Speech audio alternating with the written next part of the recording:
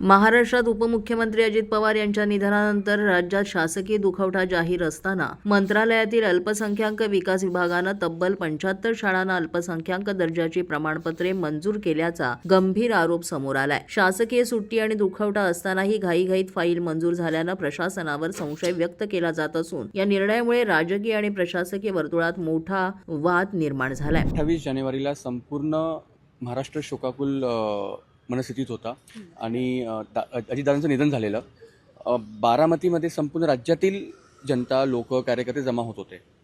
त्याच दरम्यान दादांकडे असणारं मायनॉरिटी डिपार्टमेंट मधील काही अधिकारी दुपारच्या वेळेस सन्माननीय मुख्यमंत्री महोदय 3 दिवसाचा दुखवटा जाहीर करतात आणि शासकीय सुट्टी जाहीर करतात।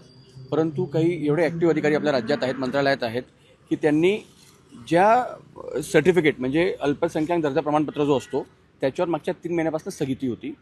नोव्हेंबर, डिसेंबर, जानेवारी 27 पर्यंत एकही प्रमाणपत्र शासनातर्फे वाटण्यात आलेलं नव्हतं। परंतु 28 तारखेला दादांच्या निधनाच्या काही तासानंतर या अधिकाऱ्यांनी त्याच्यावर अप्रुव्हल देण्यास सुरुवात केली आणि डिजिटली ते प्रमाणपत्र 3 दिवसात त्यांनी 75 शाळांना दिलेले आहेत। आमचा आक्षेप तुम्ही का दिले, कशामुळे दिले तो नाही आहे, परंतु आपण किती असंवेदनशील आहात की दादांचं निधन झालेलं आहे, शासकीय दुखवटा आहे, तुम्हाला सुट्टी आहे, म्हणजे तुमच्याकडे एवढी ॲक्टिव्हनेस आली की तुम्ही काम करता सुट्टीच्या दिवशी। पुन्हा त्याच्यात सर्वात महत्त्वाचा मुद्दा जो आहे तो असा आहे की कोणाकडे हे मंत्रिपद जाईल ही धास्ती या लोकांना होती। त्याआधी मंत्रिपद जाईल, मंत्रिपदाचा चार्ज घेईल, त्याआधी आपण हे प्रमाणपत्र वाटून घेऊ, जेणेकरून आर्थिकरित्या एकेका शाळांकडून लाखोंमध्ये या लोकांनी अमाऊंट घेतलेली आहे अशी माहिती आमच्याकडे आहे। तत्कालीन माजी मंत्री माणिकरावजी कोकाटे यांनी 12 ऑक्टोबरला त्याच्यावर स्थगिती दिलेली। 19 नोव्हेंबरपासून त्याच्यावर एकही प्रमाणपत्र शासनातर्फे वाटण्यात आलेलं नव्हतं।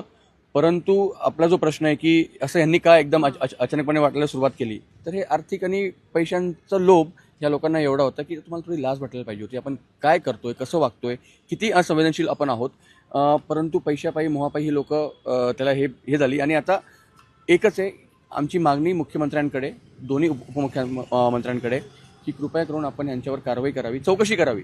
जे कोणी दोषी याच्यात असतील, हा एका अधिकाऱ्याचं काम नाही, हा नेक्सस आहे पूर्ण मोना, आणि ह्या नेक्सस मार्फत यामध्ये नेमके कोण कोण अधिकारी आहेत, तुमच्याकडे काही नावं आहेत का, कोणाकडून हे इश्यू करण्यात आले? आमच्याकडच्या नावांपेक्षा याच्यावर ज्या सही आहेत सर्टिफिकेटवर ते आहे digitally signed by Milind Padmanabh Shenoy, government of Maharashtra, 29 जानेवारी संध्याकाळी 5:36:34. आता मला एक सांगा की कोणताही शासकीय अधिकारी कर्मचारी असेल, आपण ज्यावेळेस कार्यालयात जातो आणि वेळ जर झालेली असेल तर कृपया उद्या या, हे त्यांचं सरळ उत्तर असतं सामान्य माणसांसाठी। परंतु हे एवढे ॲक्टिव्ह आहेत की सुट्टी असताना, दादांचं निधन झालेलं असताना, म्हणजे आपल्या खात्याचेच मंत्री त्यांचं निधन झालेलं आणि आपण काय करत आहोत, तर आपण सर्टिफिकेट वाटण्यास आपण बिझी आहोत आणि मंत्रीपद त्यावेळेस कोणाकडेही नव्हतं।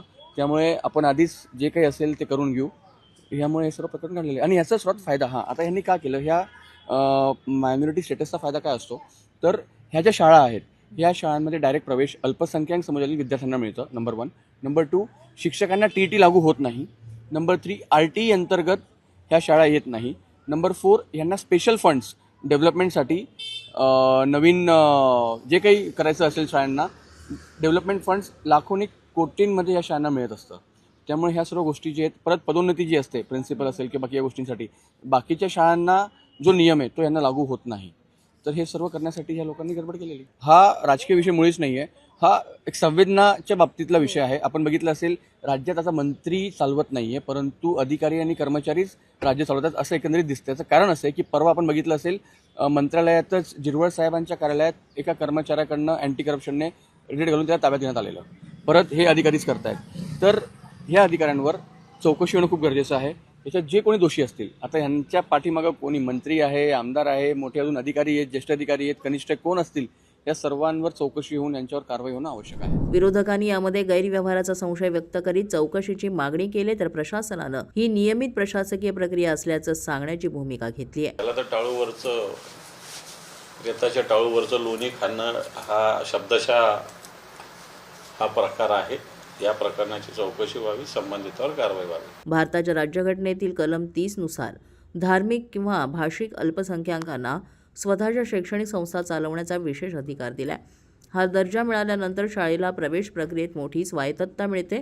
शाळा आपल्या समाजातील विद्यार्थ्यांना मोठ्या प्रमाणात प्रवेश देऊ शकते आणि RTE अंतर्गत 25% मोफत प्रवेशाचा नियम लागू राहत नाही. शासकीय दुखवटा असतानाच इतक्या मोठ्या प्रमाणात प्रमाणपत्रे मंजूर झाल्यानं संशय अधिकच गडद झालाय. आता या मंजुरीची चौकशी होणार का आणि दिलेली प्रमाणपत्र वैध राहणार का याकडे राज्यभरातील शिक्षण संस्था, पालक आणि राजकीय वर्तुळाचं लक्ष लागलंय.